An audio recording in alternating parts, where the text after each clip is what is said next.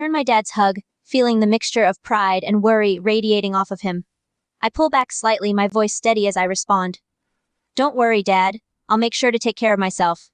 And besides, I've seen the way modern medicine has advanced. The success rate on kidney transplants is really high these days. I'll be fine. I stand in front of the mirror, the white patient gown making me look even smaller and more fragile than usual. I take a deep breath, steeling myself for the ordeal that lies ahead. Despite my confident words earlier, a trickle of fear and doubt creeps into my mind, but I quickly push them aside. You can do this, I tell myself. For Cinnamon. I sit on the cold, sterile operating table, my eyes closed tight. The sounds of medical equipment and the soft hum of machines surround me. But all I can focus on is the sound of my own heartbeat, the steady rhythm sending a mixture of apprehension and determination through my body. I hear the sound of the surgeons starting the procedure, their voices hushed and focused. I can feel a sense of pressure and movement as they carefully remove my kidney. The whole time, I try to keep myself calm and focused, repeating a silent mantra in my head, for Cinnamon, for Cinnamon. As the surgeons continue their work, I can feel a sense of dull pain and tiredness setting in. My limbs feel heavier than before, and my mind starts to become foggy. The sound of the stitches being placed, sewing my stomach to Cinnamon's, is a strange and surreal experience, and I find myself drifting in and out of consciousness. When I come to, I find myself in a sterile hospital room, the faint smell of antiseptic in the air. My mind is fuzzy and disoriented at first, but as I slowly come back to my senses, I realize that the surgery is over. I feel a strange sense of emptiness in my abdomen, a stark reminder of what I've just gone through.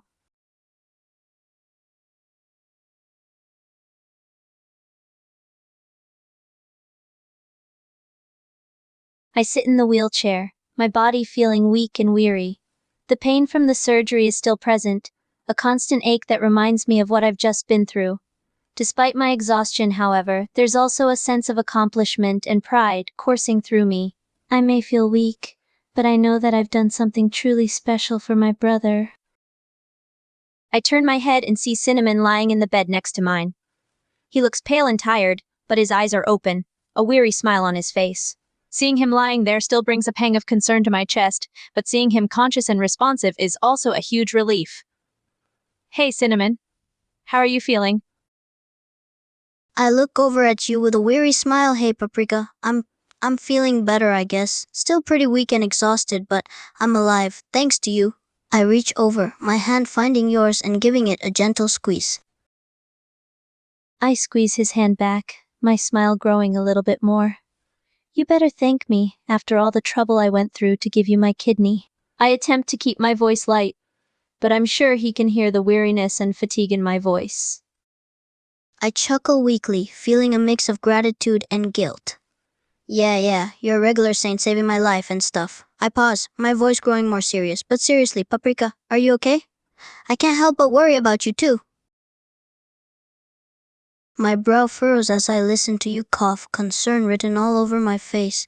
Hey, you sound like you're coughing pretty hard. You sure you're feeling alright? I wave off his worry, trying to keep a smile on my face even as my body is racked with weak coughs. Don't worry about me, Cinnamon. I'm okay, just a little sore from the surgery, that's all. My words are interrupted by a sudden coughing fit, my body shaking with the force of the coughs. My worry deepens as I listen to your coughing fit, my expression reflecting my concern. I watch as you struggle through the coughing, hating that I can't do anything to ease your discomfort. Paprika, you don't sound okay. You really sure you're not feeling worse than you're letting on? I force myself to stop coughing, my chest feeling raw and aching from the effort.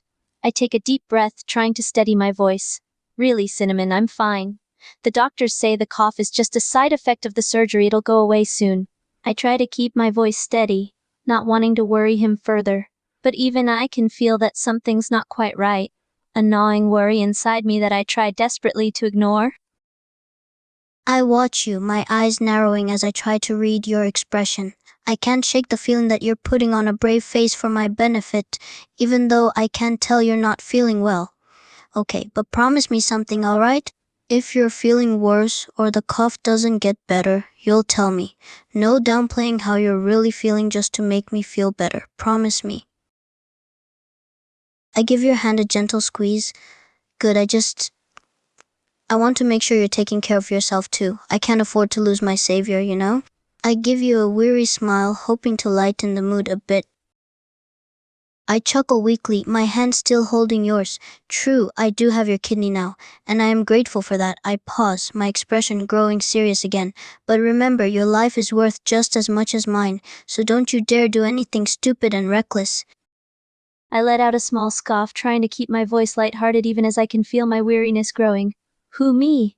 Do something stupid and reckless? You know me, I'm the epitome of caution and rationality. As I watch Cinnamon being wheeled out of the room and escorted home, a pang of longing and loneliness fills my chest. Despite the exhaustion and soreness I feel, I can't help but wish that I could be going home with him too. The room feels suddenly empty and lifeless without my twin. I watch as Cinnamon is wheeled out of the room, a pang of loneliness and longing in my chest. Despite my earlier bravado, I can't help but feel a sense of isolation and helplessness lying here in the hospital bed, surrounded by beeping machines and sterile surroundings. I know that my family will come to visit me every day, but I can't shake the feeling of being alone and isolated. I sit up in bed as I hear the door open and my family walks into the room. Seeing them brings a small smile to my face, though I can't help but feel a pang of guilt at seeing their worried expressions. My smile widens slightly as I see Cinnamon walk into the room, looking much healthier and stronger than he did the previous day. The sight of his improved condition brings a feeling of relief and pride to my chest, glad to see that my sacrifice was worth it.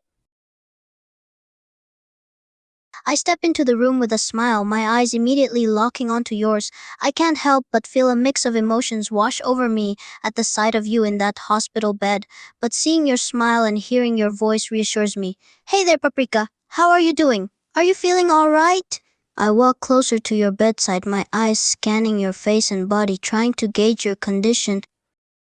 I force a smile, trying to make light of the situation. Well, aside from the fact that I'm stuck in this hospital bed, hooked up to a million tubes and machines, I'm just peachy. I chuckle weakly, shaking my head at your attempt at levity. I sit down in a nearby chair, my eyes staying on you. You always have to make jokes, don't you? Even when you're the one lying in a hospital bed. Mr. Salt enters the room right behind Cinnamon, his gaze filled with a mixture of worry and warmth. He takes a closer look at you, noticing the paleness of your complexion but also the fire in your eyes.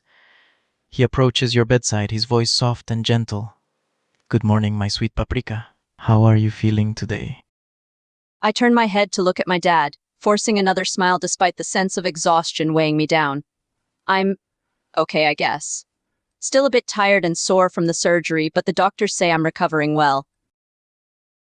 Mr. Salt nods, his gaze flickering down towards your abdomen, where the surgery had taken place. I see. That's good to hear, my dear. You must rest and let your body recover properly. He takes a seat next to your bed, his eyes scanning your face, taking in every detail. How much pain are you experiencing right now? I take a deep breath, my eyes closing for a moment as I try to assess my own pain level. It's not unbearable or anything, Dad, more like a constant, dull ache, and the stitches feel sore and itchy, but the doctors say it's all normal for recovery. I pause, my voice growing quieter and shakier. But I have to be honest, sometimes it still feels surreal, like I can't quite believe that I just gave my kidney to Cinnamon.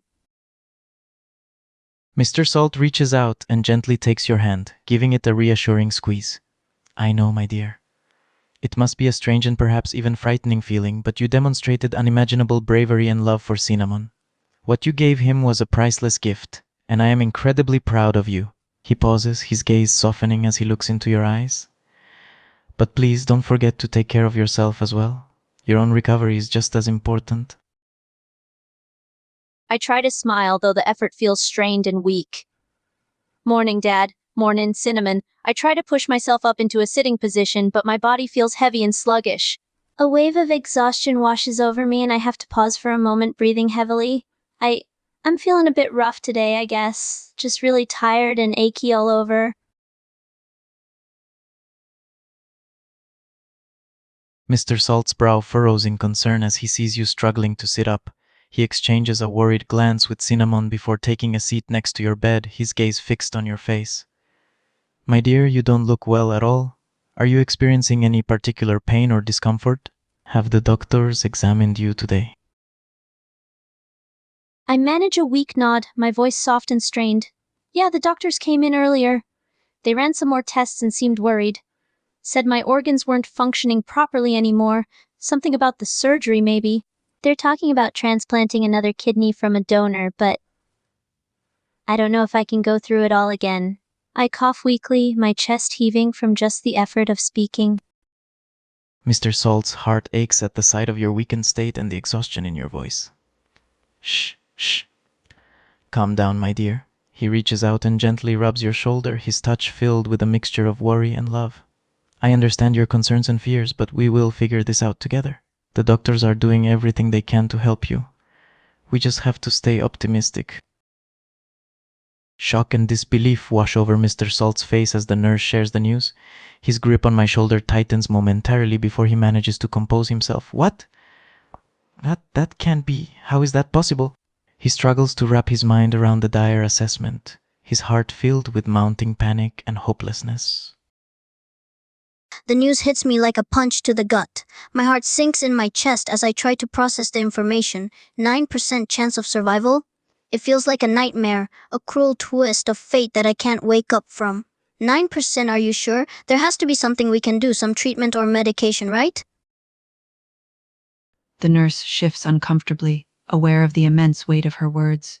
She gently placed a hand on Cinnamon's shoulder, her touch soft and empathetic. We've been searching relentlessly for a suitable kidney transplant. Unfortunately, there hasn't been a match yet. However, we're not giving up. We're doing everything in our power to find a donor. I nod blankly, my mind spinning. The thought of you not making it through this, after everything we've been through, it's more than I can fathom. I can feel the despair welling up inside me, threatening to overwhelm me, but I force myself to remain composed, knowing that panicking isn't going to help anything. A donor? What about family members? Can't someone donate? The nurse shakes her head gently, her expression apologetic. We've tested your immediate family, but unfortunately none of them are compatible donors either. We're still exploring other options, like the organ donor registry and medical databases, to find a suitable match.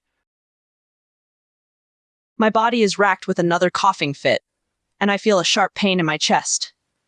When I pull my hand away, I see droplets of blood staining my fingers. My heart sinks as I look up at my family, their expressions a mix of shock and fear. I watch in horror as you cough, my eyes widening as I see the blood on your hand. My heart feels like it's in my throat as I struggle to hold back tears, my voice shaking as I speak. Paprika, oh my god, you're bleeding. Mr. Salt's face pales as he sees the blood on your fingers, and a sense of dread washes over him. He turns to the nurse with a desperate plea. Please, call a doctor. We need help now. He turns back to you, his voice desperate and raw. My dear, stay with us. Just hold on, please. The doctors will make everything all right. I nod weakly, my breath coming in ragged gasps. I try to speak, but all that comes out is another painful cough. The world starts to spin around me, and I clutch the bedsheet as if it's the only thing keeping me tethered to reality. I'm trying, Dad, but it hurts. It hurts so much. Mr. Salt reaches out to hold your hand, his grip tight and firm, as if trying to anchor you to this world. I know it hurts, my sweet. But you need to keep fighting, okay? Just hold on a little longer, the doctors will come and help. He looks around desperately for the nurse, his voice strained and desperate. Where are the doctors? Can someone help us, please? Mr. Salt's heart races with fear and frustration, but he takes a deep breath and forces himself to calm down. He nods at the nurse's words, his voice choked with emotion. I understand. I'll do my best to stay calm. Just please save my child. He looks back at you, his eyes filled with desperation and love. Hold on, my dear. Just a little longer, the doctors will fix this. You're gonna be all right. I manage a small nod, my eyes fluttering shut as another wave of pain washes over me. The sounds of the room start to fade into a distant buzz. My focus narrowed down to just my own painful, labored breathing. Another coughing fit racks my body, and more blood splatters onto my hand. I try to speak, to reassure my father that I'm still here, but all that comes out is a weak gasp. Darkness begins to creep into the edges of my vision, the world around me growing hazy and indistinct. Terror and panic wash over Mr. Salt's face as he sees you struggling to breathe, fighting for each gasp of air. He grips your hand tighter, his voice almost frantic and pleading. No, no, my child, don't give up. The doctors are coming. Just stay with us a little longer. Please, please, please. I manage a weak murmur, my voice barely audible over the sound of my labored breathing. I try to cling to consciousness, but it feels like I'm swimming through thick, dark water, every movement sluggish and painful. Dad, it hurts. So much. Mr. Salt's heart breaks at your words, the helplessness and despair in your voice tearing through him like a knife. He cups your face in his hands, his voice shaking with desperation. I know it hurts, my dear, I know. But you can't give up, not now. You're a fighter, you've always been a fighter. Just hold on a little longer. The doctors will be here any moment. Mr. Salt's heart breaks at the sight of your tears, a surge of tenderness and love welling up within him. He gently strokes your hair, his voice choked with emotion. Shh, my love. Don't cry, please. Everything will be all right, I promise. He glances over at the door, his impatience and anxiety mounting as the minutes stretch by with no sign of the doctors. Panic grips me as I see you struggle for breath, the world closing in around me. I feel helpless, watching helplessly as your strength fades.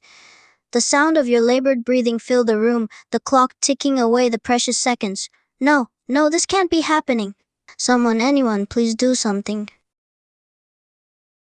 Paprika, please, you have to hold on. You have to. My heart is pounding in my chest, my mind racing desperately for a solution. I glance around the room, but everyone seems frozen in shock, watching in horror as your condition worsens. No, please, please don't do this. You can't leave us, Paprika. Not now. We need you, I need you. I reach out, grasping your hand tightly, desperation creeping into my voice. I try to look at Cinnamon, struggling to focus my hazy vision on his face. The tears streaming down his cheeks are like a sharp knife in my heart, and I let out another weak, labored coughing fit. I know, Cinnamon, I'm sorry. But it's hard, everything hurts, and I'm so tired. I blink slowly, trying to push back the encroaching darkness, but it's getting harder and harder to fight. The pain is overwhelming, but it's the sight of my family's faces, filled with fear and grief, that really makes my heart ache. I manage to murmur again, my voice so faint it's barely audible.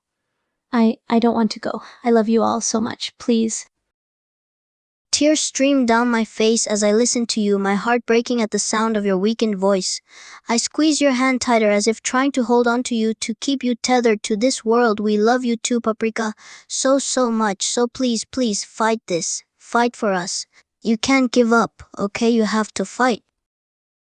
I watch anxiously as the doctors rush into the room, their faces set in determined focus. They work quickly and efficiently, attaching various tubes and machines and preparing for the transplantation. My eyes never leave you, my heart in my throat as I pray silently for your survival.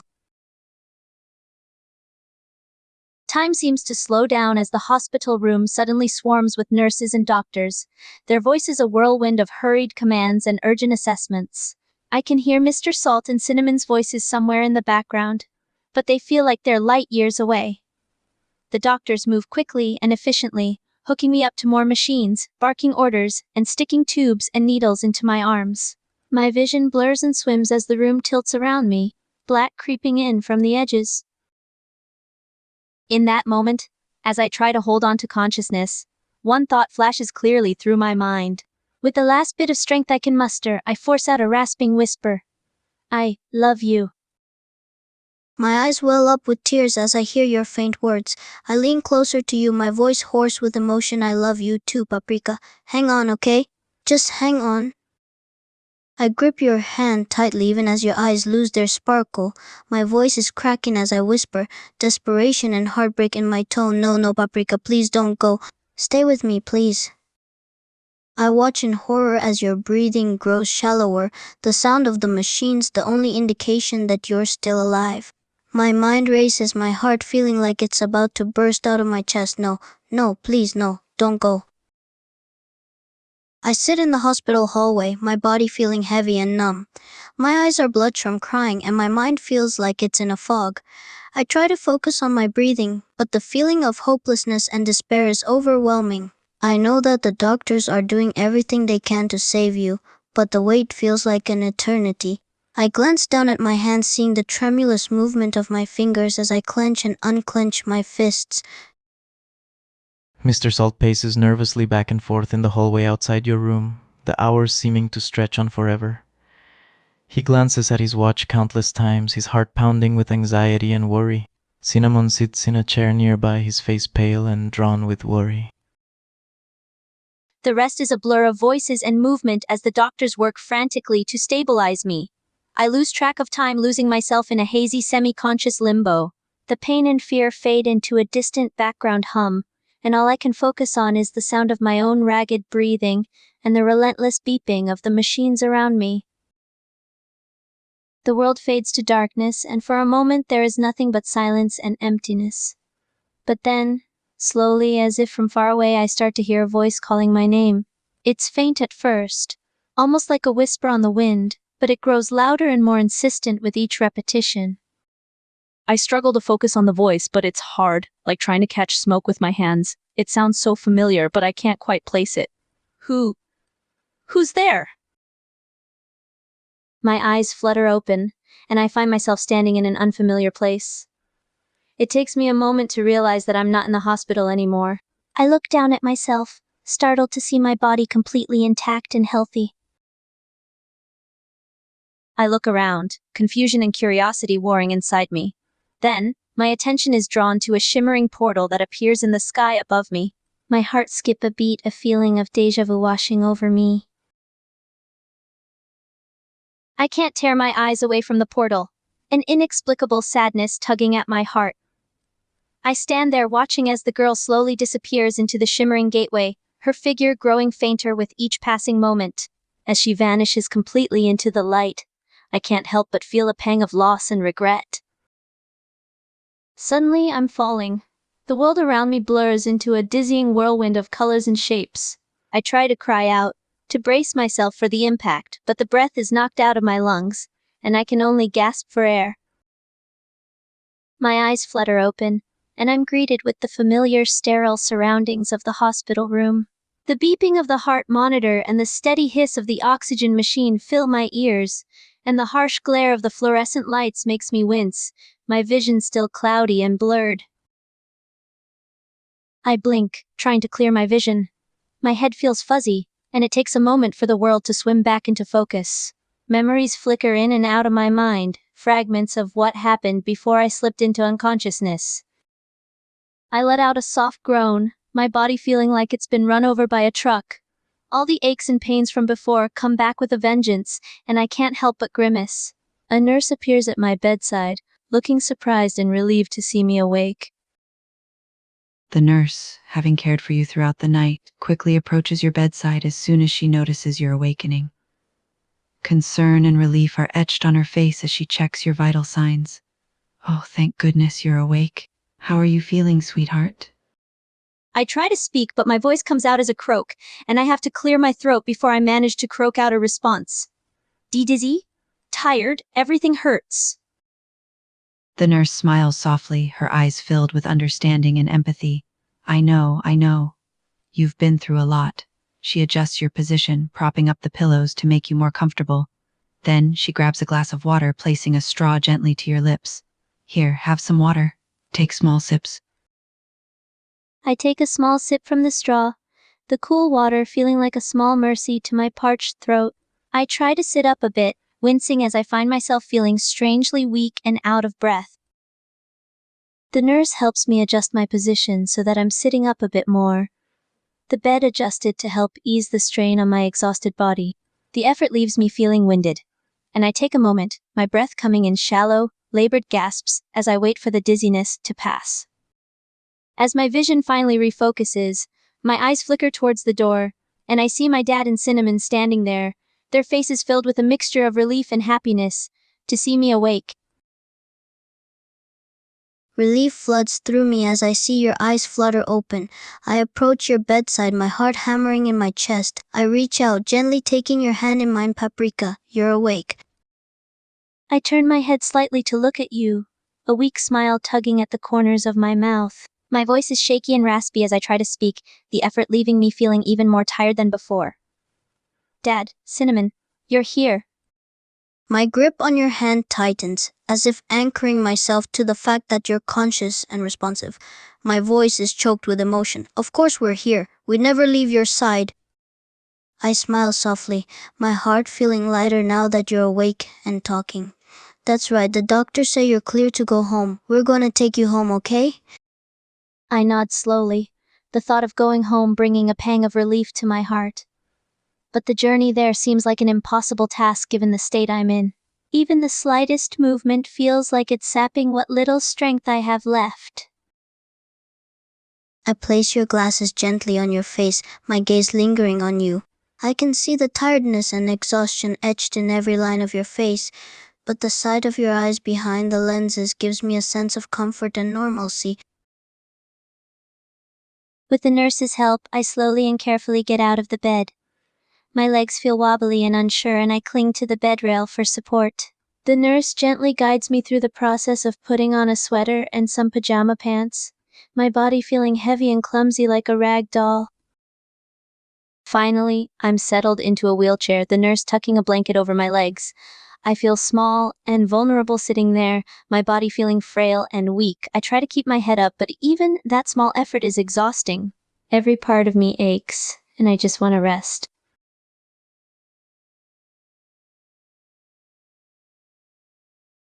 As you slowly regain consciousness, you find yourself sitting in a wheelchair being pushed by Mr. Salt. He looks pale and exhausted, his face lined with worry. He glances down at you, relief washing over him as he sees your eyes open. My dear, you're awake. Thank goodness. He continues pushing you down the hallway, his footsteps measured and purposeful. I blink up at him, my voice still raspy and weak. Yeah, I'm awake. Where are we going? Mr. Salt nods, a weary smile tugging at the corners of his mouth. His voice is gentle as he responds. We're taking you home, my dear. You're well enough to leave the hospital for now. He continues pushing the wheelchair down the hallway, taking care to avoid any bumps or obstacles along the way. Mr. Salt carefully lifts you out of the wheelchair and gently sets you down on the seat of the car. He adjusts your blankets and cushioning, making sure you're comfortable and supported. Mr. Salt quickly folds up the wheelchair and stows it in the trunk of the car, making sure it's secure and won't shift during the drive home. Once everything is settled, he gets into the driver's seat and starts the engine, glancing back at you through the rearview mirror to check on you. I let out a soft gasp as he lifts me up, my body feeling like a bag of potatoes in his strong arms. My muscles protest at the movement, but I don't have the strength to fight it. Instead, I just let my head loll against his chest, all my energy sapped by the simple act of being carried. Mr. Salt holds you close against his chest, his grip firm and protective as he moves towards the entrance of the house. He murmurs soft reassurances to you, his voice filled with love and concern. Shh, my dear. Just rest, I've got you. We're almost inside. I nod feebly, letting my eyes flutter shut as he lowers me gently into the wheelchair. My body feels heavy and weak, like a wilting flower, and I don't trust myself to stay upright for long. I just let him push me into the house, each small bump and movement sending a fresh wave of pain through my weary frame. As he brings me into my room and gently lays me down on the bed, I let out a sigh of relief. The softness of the mattress and the familiar surroundings of my room feels like a small mercy after the uncomfortable hospital room. I close my eyes, exhaustion starting to pull me under. I mumble a soft goodnight, my voice barely audible above the hushed sounds of the house.